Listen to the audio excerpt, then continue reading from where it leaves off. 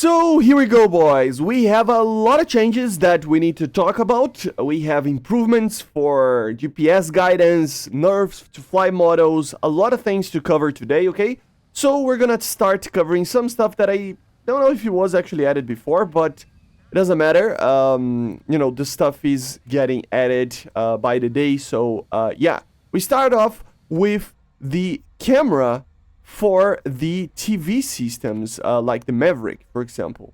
So now it is a little bit easier to use TV systems or TV guided missiles, right? Basically, they are a little bit better in how fresh the image is, okay? So sometimes, for some reason, I think it's because of the clouds or something, sometimes it is a little bit easier to show this change, but let me try to show to you guys maybe right here. Yeah, see, look at this.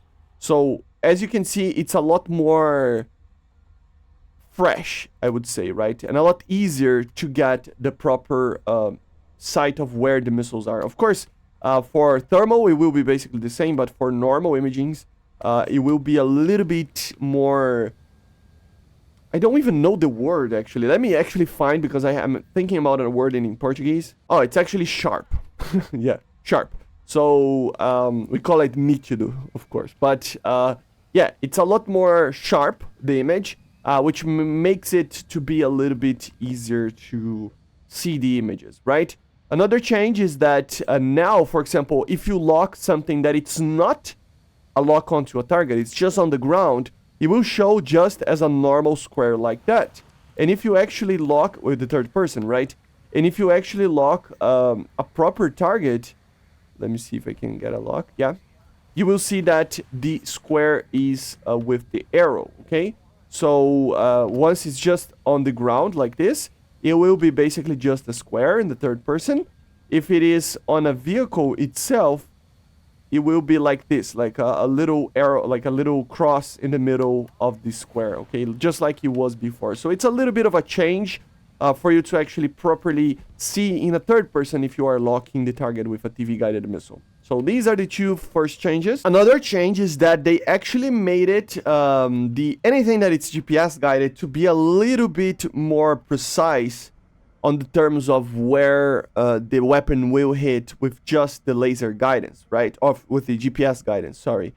So as you see, for example, here, the KH-38 is now officially, again, a properly good GPS guided weapon, right? So you don't even need to, if the target is not moving, you don't even need to relock with the laser, right? So anything that it's GPS guided will be a lot more precise than what it was on the dev server and previously, right? Which means JDAMs, of course, anything that has GNSS guidance, okay? So with the KH-38, it means that you basically can do like something like this, right? You can choose different targets to choose from and fire, and without having the laser on. If you want to, you can turn on the laser, but if you don't want to because the target is not moving or anything, the targets will still get hit. Of course, it's not 100% precise. Sometimes it will miss by a little bit or not, but in a general sense, it's a lot more precise than what it was, making the KH-38 officially the best missile in the game, probably the best weapon in general air-to-ground in the game, just because GPS, laser, TV, whatever the missile can do, right? Which is scary. Which is very scary. There are some bug fixes that they did. For example, now if you shoot down a nuke, for example, I mean, they said it would explode, and now it will not explode anymore, or something like that. If you shoot down a nuke falling from the ground, from the sky, right? So yeah. Another thing is that if you equipped the, you know, the cannon pods over here, this one, it's not really a pod, right? But it's like an internal gun that you could take. Where is it? The gun? Yeah, here. So I mean, it's above the pod, right? So this gun would not change the performance of the K-29 over here. So yeah, they changed that, they fixed that. There are multiple bugs that they fixed with that. I'm not gonna mention every single one of them. There is, for example, the where is it, the MiG-17PF, for example, and the LIM-5 that still had the wrong name on the engine. Now they have the proper name, VK1F, which is the afterburning version. So multiple little bugs were fixed along with that, right? The MFD screen now was added for the AJSs, AJ, stuff like that as well. So on the MFD of the aircraft, now you will have a radar screen. So let's, I think that's it. No, this is the GP, like the thing. Let's see. Oh, it's not work. Oh, here we go. Oh, I don't have a button for it. That's not good. There you go.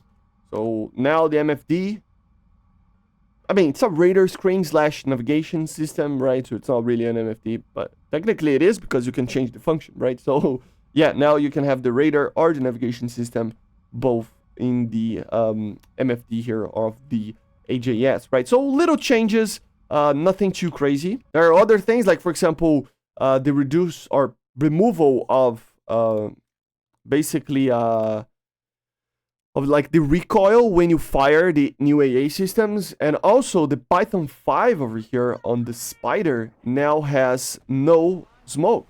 As you see, it's a smokeless engine. So you can see that it is not producing any smoke, right? Which is good because in real life it is like that. So small fixes, like I said, right? Here, some things there, some things here. So it makes sense, right? And then, of course, we need to talk about the fly model. So just like I said yesterday, the fly model of the Rafale and the MiG-23 got changed. So this aircraft will pull a little bit less, the Rafale, right? But to be honest, it is not by much. Some people are saying, oh, it's 10%. It doesn't feel like it is 10%, okay? Maybe it is, but it doesn't feel like. It doesn't feel like a big change, okay? So although, yes, it is a NERF in the sustained turn and in the thrust and everything, the aircraft is still very maneuverable, and it can do very crazy maneuvers. It can even like do a flat spin just with the normal controls, right? So the aircraft itself feels like it is pretty much the same.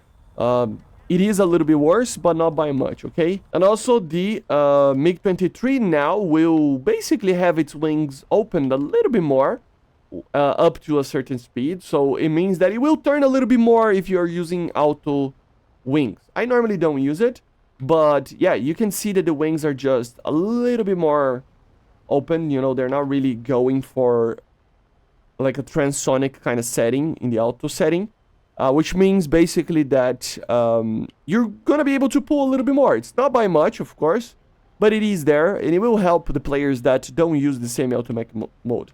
Why do I use a semi-automatic mode? That it doesn't matter the speed you are in. You just put the wing sweep on 0. Of course, you have to be careful to not break your wings, but you can pull as much as the aircraft can with this. And yeah, you have to be careful, like I said, you know, so it's not for everybody, but it is something that I use. And yeah, these are the changes that are done today, guys. A lot of cool stuff, a lot of scary stuff.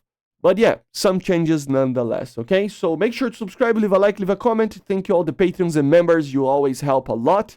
I see you guys on the next one. Make sure to subscribe, and bye. See ya.